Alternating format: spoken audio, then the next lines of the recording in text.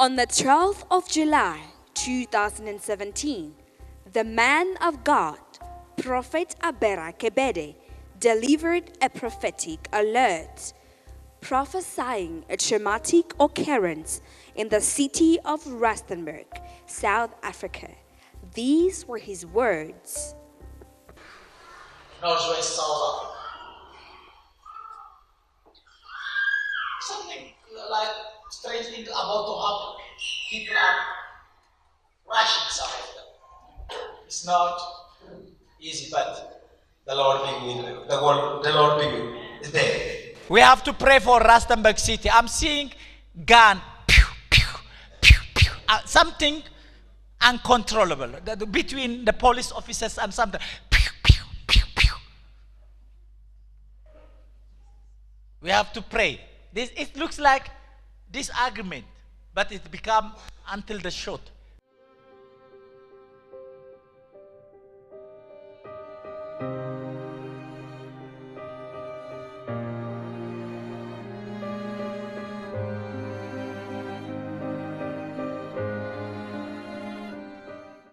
Light in Rustenburg in the northwest, where police and taxi operators fought running battles in the town streets last night. Two of their colleagues have been killed and have accused the police of colluding with criminals in the area. Chaos erupted in the Rustenburg CBD. Buildings were set on fire by residents angered by the alleged failure of the police to respond to a 16-year-old girl's claims of rape and kidnapping. Mother and daughter made the claims to the local taxi operators. The girl alleges she was locked up for 3 days in a house believed to be a brothel. She claims she was fed with drugs and repeatedly raped. None of the claims could be confirmed by the police. We no longer have trust in the police in Rustenburg because they work with these people. We no longer feel safe. The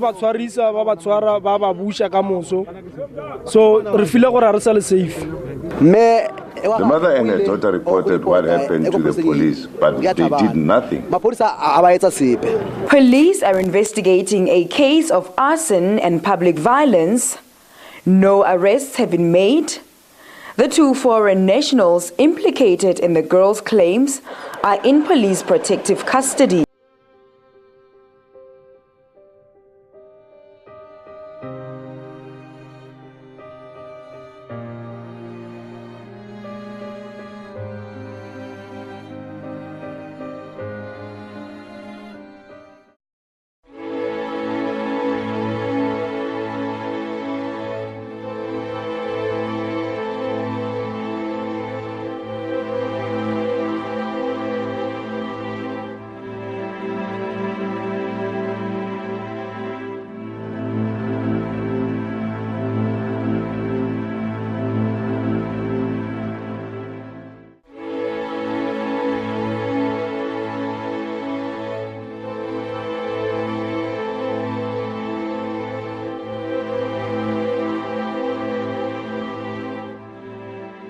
Well, we are concerned as a municipality of what is happening in Rustenburg.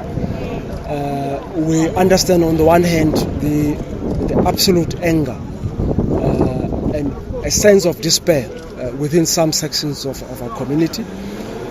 We want to assure them that as a municipality we will intensify working together with them so that we rid the city of the misdemeanors of drug trafficking and human trafficking.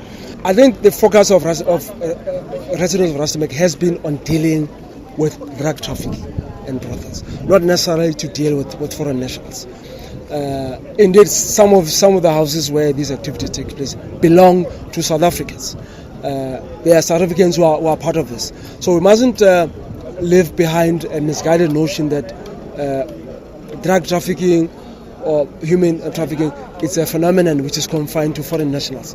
They work together with South Africans, and we've got to work together as South Africans to rid our country, to rid our cities of drug trafficking, prostitution, wherever it comes from.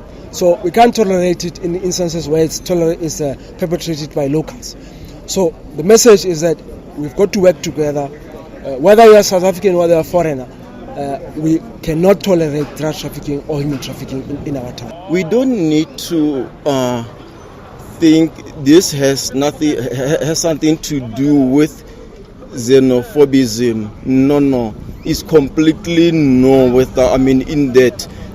The thing in here, community shows that they are very tired with crime that is going on in front of Rustenburg Magistrate Court. Nobody want to act. Policies are all over. So I don't think it's all about xenophobic. It's all about we are tired with these drugs that is really destroying future of this country in front of people that knows law, in front of people that should be protecting this community. If it was about xenophobism, we could have seen this all over in here. But now these people are only targeting where they believe these are factory of drugs and evil deeds. There are other foreigners owning shops in here. They are safe with us. We don't have problem.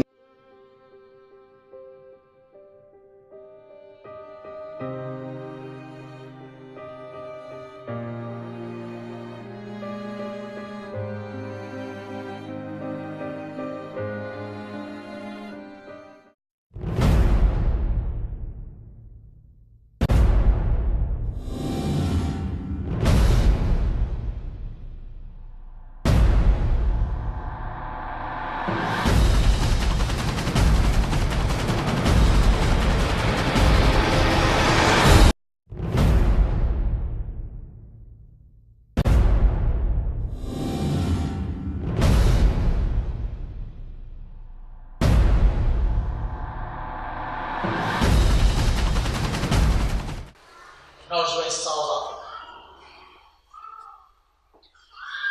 Something like strange thing about to happen. People are rushing South Africa.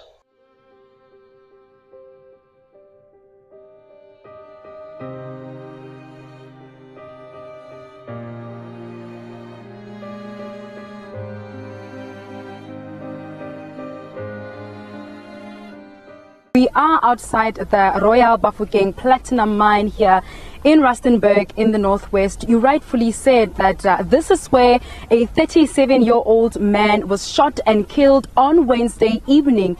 We understand he was with a group of community members who wanted to bring forward a memorandum of grievances listing various issues, including that the mine is not creating enough jobs, they're not giving procurement to local businesses, and those are some of the issues that they wanted to come and bring forward to the mine management or mine personnel when that fateful incident happened. And we understand security guards at the mine then fired shots at the people who were protesting outside the mine.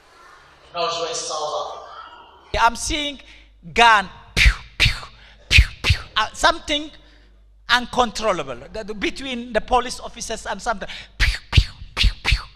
But it become until the shot. But now, joining us to tell us more about what really happened on Wednesday evening is we're going to start with Ndate Tomi Mtande. He was the leader of that particular march, and he will take us back to what happened on Wednesday. Ndate Mtande, I understand you're also a community leader here. Take us back to that particular day, that incident that took place right here. Good day to viewers. I'm the leader of Robeha village as well as Macharora Kotla. What happened on the third day, it was the brutal shooting to our members, an attempted murder that we had also a casualty in that regard. And if I may have to take you back, what happened during the third day, it all started it emanates from 40 people of the community who were chased away by the mine due to residential matters, and they are stating it as industrial action. And we as community, we convened as leaders of Macharora villagers, we convened at Robeha Village Hall, where community members gave us as leaders mandate and resolution to come to the mine. You know, we only came to the mine to draw attention of the mine leaders so that we can engage. What happened, even the leaders, before we departed from that area, I personally said, leadership goes with responsibility. That's when I said to them, when we go along with you there, we should be disciplined. We mustn't carry anything because we are not fighting. We are only going to draw the attention while marching there. And when we enter the place, we were here. This is the place where it all happened. Then when we were sitting somewhere, just talking there, you know, what do you call it? Hippo came this way, and without any warning, they just shot. You know, that is why I said that was a brutal, a heartless shooting that happened during the said day. Okay, and we understand also you guys believe that live ammunition was used. We understand several people were injured, some were taken to hospital, one has been discharged. Also talk us through with that, please. Yeah, unfortunately we had one casualty by the name of Kenneth Mputle, and the others went to the hospital, but one has been discarded right now from the hospital. Two are still remaining, and we have so many people who had injuries, but some didn't pitch, so that we can say this much in terms of the numbers. Okay, Natasha, also another interesting issue in this story is that we visited the family this morning together with Ntate Tomi Mtande, and it's sadness, it's shock, as you expressed in that intro. They were not expecting their son not to make it back home or to come back not alive, so to put it. And as a community, what were those issues that were on the memorandum? Before I can even go there, I must allude to the fact that I'm quite disturbed right now because it is business as usual, as you can see. Because you can see the area where we have shown you the area where the person was shot. It is inside the premises of the mine. But Section 54 should have been applied now. But it's business as usual. Everybody is working, as you can see by your own. Back to the question of what was in the memorandum. In the memorandum, we had so many things, but I'll tell you about three, the major ones. We wanted those people who were dismissed because of residential matter to be reinstated into the mine. The other things, because we have two people who are engineering everything in terms of procurement, in terms of recruitment.